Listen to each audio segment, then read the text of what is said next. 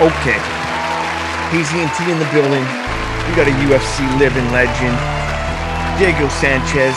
I only touch greatness.com. If you like what we're doing, hit the subscribe button. If you're looking for a mug, perhaps a hoodie, head on over to IOnlyTouchGreatness.com. I'm Diego Sanchez, and I'm the last man standing, and you're watching I Only Touch Greatness podcast.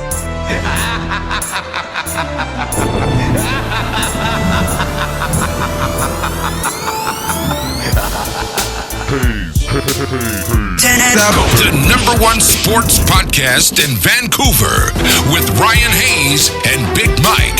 Roll it up and fire it up.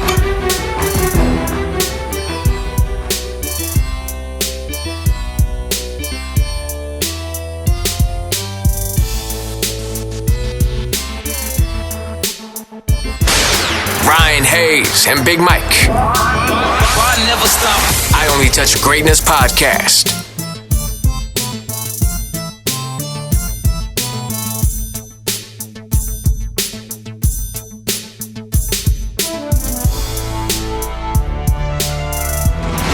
Ryan Haze and Big Mike are taking over the podcast scene in Vancouver. Get down or lay down. Lay down.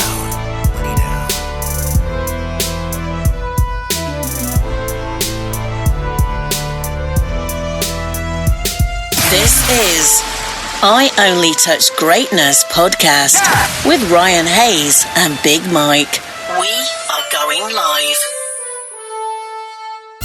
All right, we're here. How's it going, man? Good. How you doing? Thanks for taking the time, legend.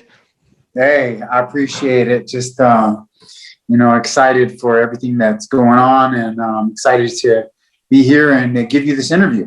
Perfect. How's it up there in Vancouver, man?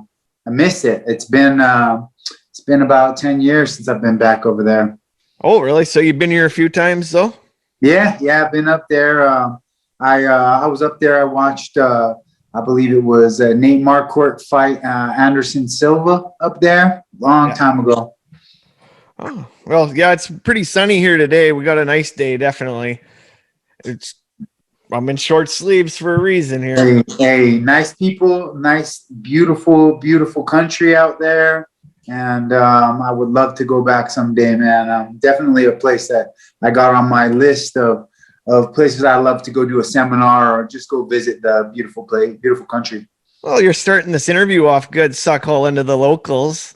Oh man, dude, I love Vancouver. I'll tell you a story. I went to go watch a UFC out there, and I ended up walking around with about 40 different fans, walking the streets of Vancouver, smoking on some medicine, having some good memories, honestly. So you were born in Albuquerque, New Mexico. What was life like growing up for you?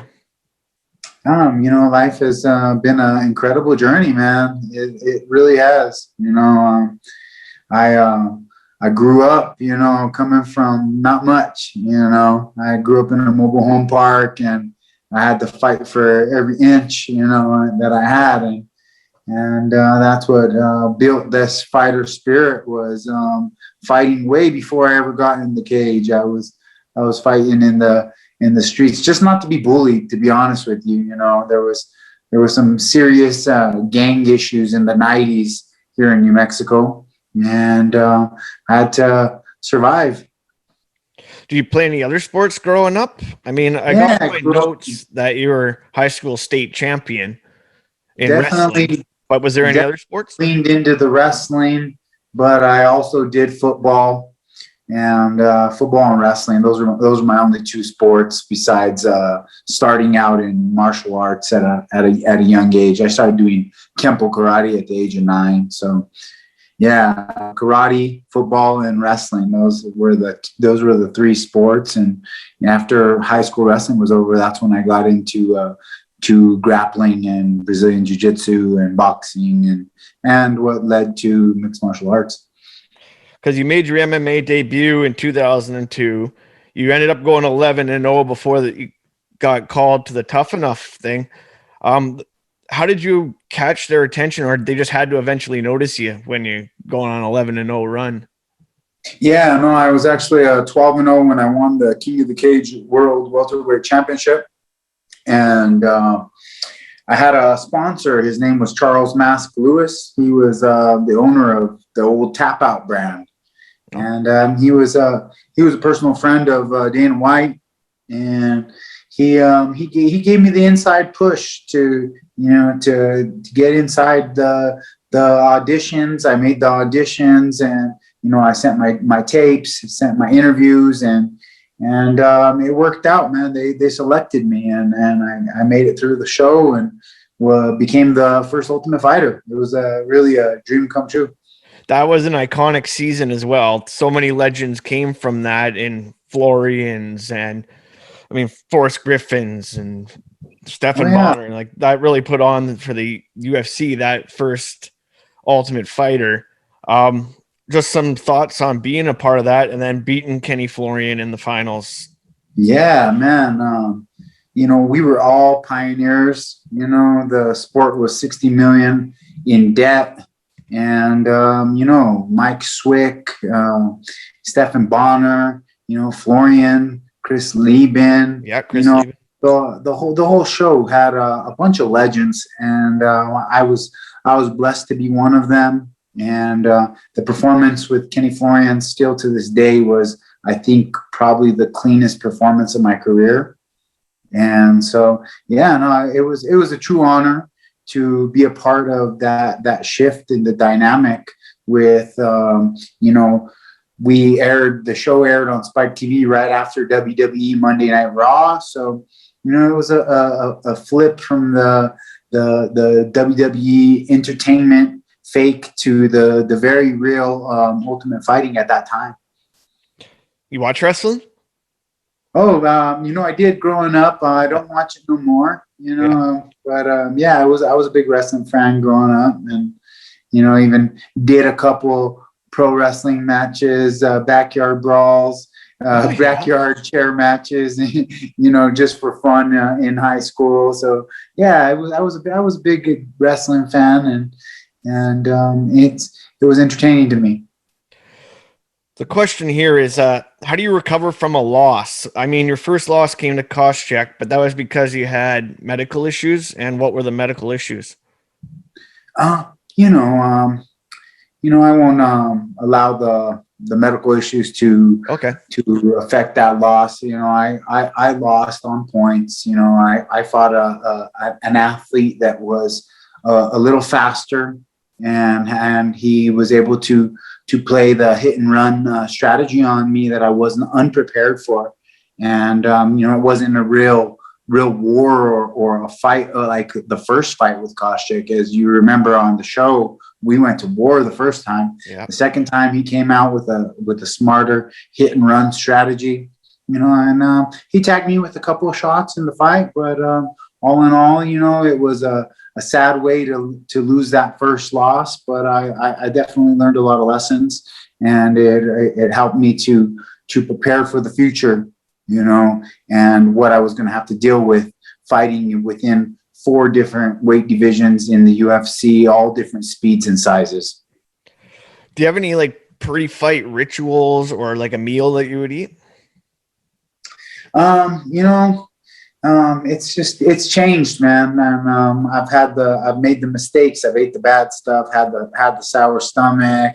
I've had times where I ate too much. Had times where I ate too little, and you live, you learn a little bit. You have to go through the experiences, unless if you're blessed to have someone in your corner, or a coach or a friend that might have some wisdom or experience in these situations. But when I was growing up and going through the ringer of the system, I had to figure things out myself a lot of the time. What about a favorite sports movie? Do you have one? Favorite sports movie? That's a good question. All right. I would have to say probably my favorite would be Vision Quest. Just the guy, actually cutting weight to go down to face the best guy and dealing with love and sex and all these different things that you deal with while growing up. And me personally, I went after watching that movie. I actually literally went on my own vision quest and dropped from 160 pounds to 152 pounds my senior year, and faced a defending state champion who was very much like Cooch. No. I forget the guy's name. The main guy, shooter. Yeah, I think so. I can't even remember. Yeah, but no, I definitely went on my own vision quest and fulfilled that prophecy in a copycat fashion. What will we find in like your playlist these days? Ah, man, dude. To be honest, I'm going with Mozart mostly, keeping it classical. Okay. Not what I was expecting, but yeah, okay. What about ring entrance music? Did you have a favorite ring entrance song, or did you always keep it the same? Man, there's been a lot of good ones, man. There's been a lot of good ones. Okay, which one's your favorite? Dude, it's hard to dial it into a favorite because they're all favorites. But man, there is this one song that was called Arriba Nuevo Mexico, which means, Arriba Nuevo Mexico, and it's a New Mexican song, but I really felt it, and it brought out some of that inner New Mexican pride that I had inside of me, and had a great victory. At one of your UFC events, you were chanting "Yes, yes, yes, yes" as you entered the ring, and now Daniel Bryan has it in WWE. What are your thoughts on that? Oh yeah, I get a lot of attention about this and questions. I actually met Daniel Bryan. I went to a WWE event here in 2012. Met him. The guy was super cool, and he never denied the fact that he got the idea of the yes from me. And I actually got the yes chant from Tony Robbins' seminar. And I just, I walked on the fire at Tony Robbins. And after that, I was like, oh, if I could walk on the fire, I could walk into a cage and say yes and believe in myself. And it was a period in my life that I went through, and it was definitely a good YouTube video because millions and millions of views with that crazy entrance. If you could sit down for dinner with somebody, dead or alive, who would it be? Dead or alive? Maybe somebody famous. Instead of a lot of people sometimes throw out like family members, but I mean, we all miss our family members. No, I think it would honestly be two guys. If I could have dinner with two guys, it would be Cheech and Chong in the 80s, 70s, before they got a little too old. I still like them now that they're old, but when they were still in their prime, Cheech and Chong in their prime would be the dinner of choice. On that note, I literally had Tommy Chong on the podcast like 3 weeks ago, and we were smoking together, and it was great. Oh, that's awesome, man. You ever run into him, tell him I'm a long-lasting fan. Yeah, that's awesome. That's for sure. Okay, I got another one of these kind of questions. If you were an animal, what would you be? If I was an animal, what would I be? I would have to probably go with the black jaguar. Yeah. And my favorite, the eagle. So, eagle jaguar mix. Okay. So describe the feeling that you got when in 2019 when the UFC inducted you into the Hall of Fame. Wow, the feeling I had getting inducted into the Hall of Fame, it was a great feeling of achievement.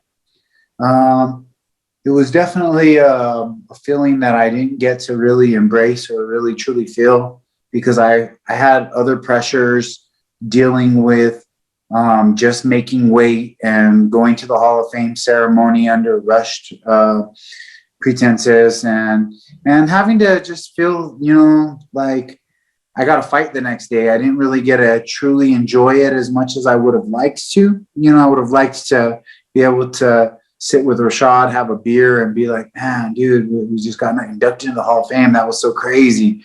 But no, I had to rush back to the room and try to prepare myself to get ready to fight the next day. So It was definitely a different circumstance. Something that's never, ever happened in the UFC, someone getting inducted into the Hall of Fame and having to fight the next day or weigh in the same day. Yeah. Yeah, I know. That's kind of crazy. You didn't, like you're saying, you didn't even get to enjoy it. Well, it was put on me in a fashion to where if I would have denied the opportunity to accept the award, I would have put my fight first and foremost and made that more important. I wouldn't have my moment to speak, and I wouldn't have my moment to really speak my truth to the fans and really have that moment. And all in all, it is what it is. It was what it was, and I enjoyed it, and it's an honor that I'll carry with me for the rest of my life. If this stat's correct, I believe you're the longest UFC member, or like under contract. You've been on the main card contract for longest active fighting career of UFC history is what it is. And I like to just call it the last man standing. I'm still the last man standing, and I'm pretty sure that record's one that's gonna hold. Yeah, it seems like that's already a long time. People don't last much more than 5 or 6 years nowadays. When 2 or 3 on the average. You lose a couple in a row, you're getting dropped pretty quick. Yeah. The who would you say was the toughest opponent you've had thus far? The toughest opponent. Toughest would have to be just Gilbert Melendez. As far as toughness goes, I hit him with that big uppercut. He dropped. He was able to bounce back from that right away. He's just tough as nails warrior fighter, man. Gilbert Melendez for sure. Maybe Nick Diaz too. Both really tough guys, man. Really, really warriors. Carlos Condit, he's also from Albuquerque, right? Yeah. Oh, okay, yeah. I was just remembering that. It's not one of my questions, but I was just remembering that because we had him on a couple. Yeah, Carlos. I just saw him a couple weeks ago. He has a coffee company called 100 Hands Coffee. Man, it's some really, really good coffee, man. It's some of the best coffee I ever had. It's all nitro brew. And shout out to him and his company, and he had a great victory in his last fight. And I continue to wish him the best as he's in a similar place in his career towards the end of the tunnel. I hope that he's doing well. Another record you have is being involved in Fight of the Years. You hold the record, I believe, or tied for the record with 7, right? It's actually 3 Fight of the Year and 7 Fight of the Nights, and they're both up there. I'd have to do some research myself, but I'm pretty sure that it's the record for the most Fight of the Years. Yeah, I'm gonna have to fire my stat guy now. Yeah, it's 3 Fight of the Years. Okay. So can you just describe that last fight with Florian there at the Ultimate Fighter back in the day? Man, dude, this is a great story actually that people don't know. Is that 8 weeks prior to the Kenny Florian camp, I was sparring a heavyweight, and this was nothing new to me. I always was sparring big guys when I was younger. That was a huge part of my success. I was sparring a heavyweight, and I was a lot faster than him. And I was like, all right, I'm gonna use my speed. I'm gonna throw this leg kick so fast, this dude ain't gonna have no time to do nothing. And I threw this leg kick as fast as I could, and this guy, Dan Christensen, he was a UFC fighter himself. I believe he was on season 2 of the show. He checked the kick so well. Man, my leg, it got fractured. The small bone on my leg got fractured. And the whole training camp, man, I had to do in secret with a cane. I was walking with a cane the whole camp. I had a broken leg, and I just taped it up. And I was like, I worked too hard, 3 months, every single day, 2 days. I was like, I worked too hard for them to take this away from me. I said, I don't care. I'm not calling the UFC. I'm not letting them know that I broke my leg. But I'm going to make it to the fight. And, I prayed for a miracle, man. I prayed to God for a miracle. I got my miracle. And 2 weeks before the fight, I was able to start walking. By the fight, I was able to, I was feeling good. I went in there and I was able to close the distance, calm and cool and calculated. And I got a hold of Kenny and I was able to, hit him when I needed to hit him, advanced position when I needed to have advanced position. And it was, it was a clean slaughter. Do you have a dream fight? Oh, my dream fight, of course. Everybody has a dream fight. My dream fight is Conor McGregor. Yeah. As we butted heads in the very beginning when he came into the UFC on Twitter. And, here at the end of my career, he's been a real OG in giving me some credit. And he was the only one to give me credit for the Pieta performance. After the Pieta performance, he went on Twitter saying Sanchez versus McGregor. And he liked the fight. He liked the performance.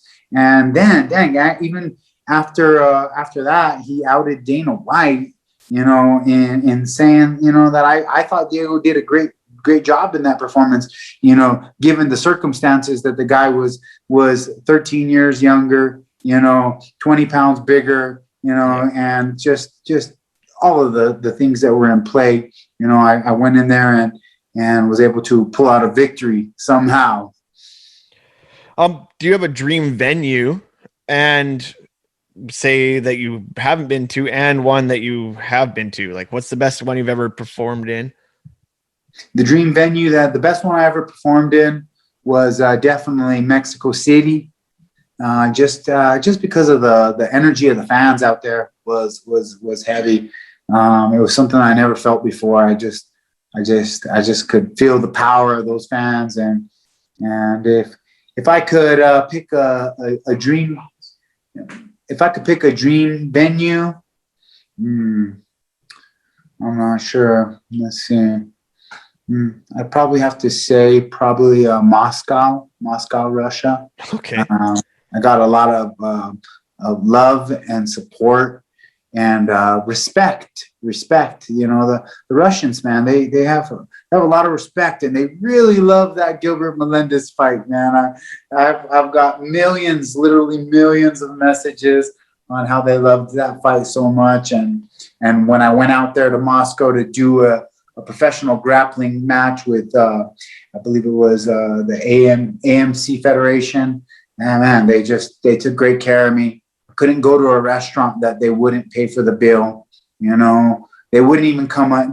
People wouldn't even come and say hello or ask to take for a picture.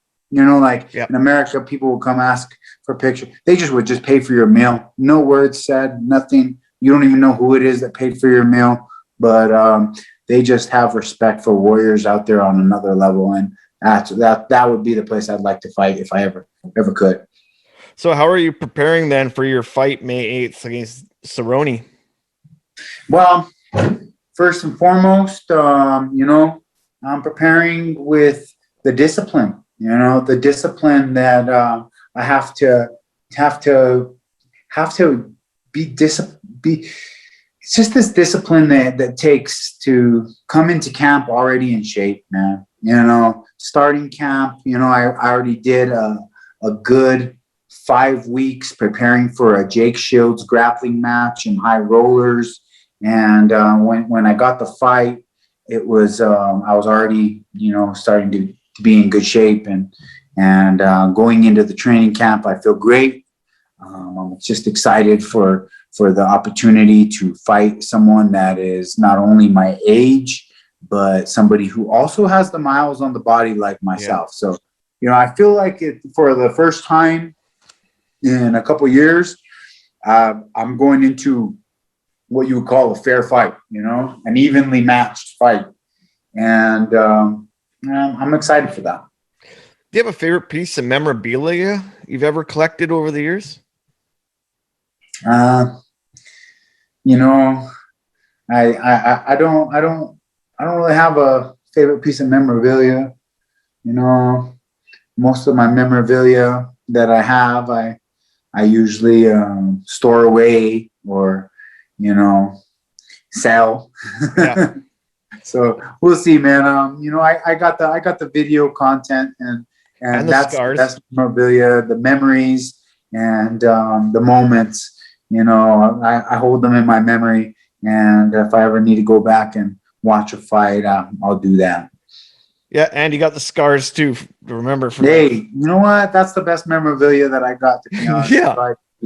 Be these scars to remind me of all the mistakes and miscalculations that I had, and sometimes just being wild and crazy and just walking into gunfire when I shouldn't have. Just being a wild man and taking punches when I really shouldn't have. But I learned some lessons, and here I am now at 39 going into the last fight. And in my last 3 years, I haven't took so much damage, haven't been knocked out, haven't been finished, haven't been stopped. So, I'm on a roll as far as taking care of myself. And that has a lot to do with my training, training under Joshua Fabia, the real true martial arts of what I'm learning, how to keep my hands up, how to move correctly, how to, to move in and out and switch stance and just many intricacies of the lessons that I've been learning over the course of the last 2.5 years have allowed myself to protect myself and protect my brain and protect my health. So, that's a good thing. And I wish I would have learned it at a younger age, but for some reason, when I was at the Jackson Wink Academy, all they wanted to teach me was offense. I never learned no defense. And that's just how it was. So looking back on your career, how do you want to be remembered? A lot of people look at me as someone who's an inspirational character because, I've just basically done what other people haven't been able to do in lasting so long. But, coming to the end, I just want to be remembered for, an inspirational character that spoke the truth, spoke the truth to the youth. And that's what I'm fighting for right now. I'm fighting for my moment to speak my truth. Okay, I got one more before we go because you got to get going here. What was the saran wrap about on season 1? Remember when you wrapped yourself in the saran wrap? What was the myth behind that? Yeah, that's just that was just me being a young kid experimenting with crazy ideas. I believe it was me and Forrest. I don't know where we got the stuff, but we had some. It was for horses. It was some type of horse liniment for that they put on racehorses, and I guess that's how they did it on the racehorses on the knees. You put the stuff, and you wrap the saran wrap around, and I was in some major pain in that time, man. My body was talking to me, man. My body was speaking to me big time, man. And me and Forrest just had the idea. We're like, yeah, let's just wrap your back up with this horse liniment. Let's see if it works. Let's try anything. And we were just, when you're in a house for 3 months around nothing but a bunch of goofy fighters and you're training your ass off, everyone's overtrained and in pain. That is when you try anything and everything. And that's all we were doing. We were just trying, just being human, trying things. Perfect. It's 1977 and I'm a bad motherfucker. That's awesome. That's awesome. Okay, well, I want to thank you, and I hope you enjoy your rest of your Saturday. I want to thank you for taking the time to come on and speak your wisdom. You're a legend, and all the best for you, and good luck on this fight coming up. Hey, thank you for your time, and man, I hope to get out there to Vancouver sometime, man. How's everything up there with the COVID and everything? Right now, the borders are locked down, but we're starting to reopen right now, and so we're hoping by maybe the fall we'll be back to life before COVID. Yeah, I heard that you guys do some whale watching out there, right? Yeah, and hey, you come to Vancouver, I'll take you for beers. Hey, well, man, shit, man, I would love to do that, and I would love to see a whale in real life. That's just one of the things that's always fascinated me is those creatures, and to be able to see one in real life would be amazing. To catch a vibe from such a giant creature of the sea would be amazing. But if it's in the cards, it's in the cards. But I would definitely love to come visit you guys someday once again, because you guys were some of the nicest people that I've ever came across in my life. And to the Canadians, because you guys are a great people, and it's nice to be on a show with someone that I know you're probably one of those nice people. Definitely am.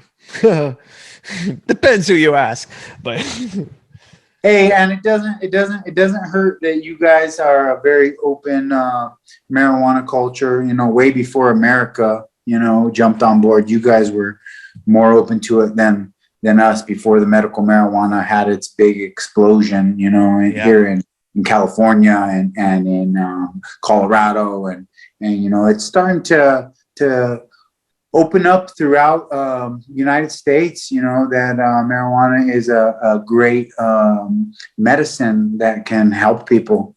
It definitely and that's is. helped me throughout my career. One of the true medicines that actually has helped me throughout my career. Yeah, it definitely is. That's for sure.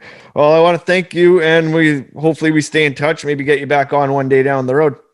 Definitely, man. Stay in contact with my manager, Joshua Fabia, and maybe we can hop on after the fight for sure. We'd love that. We'd love to have you on after the fight. Hey, perfect. Thank you. Take care. Hey, have a great day. You too. Bye-bye. Later.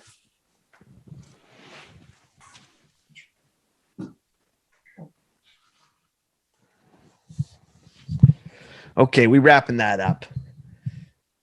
That was great. I Only Touch Greatness, the podcast. Diego Sanchez, the Nightmare. If you like what we're doing, keep hitting that subscribe button. Shouts out Circle of Kings and IOnlyTouchGreatness.com.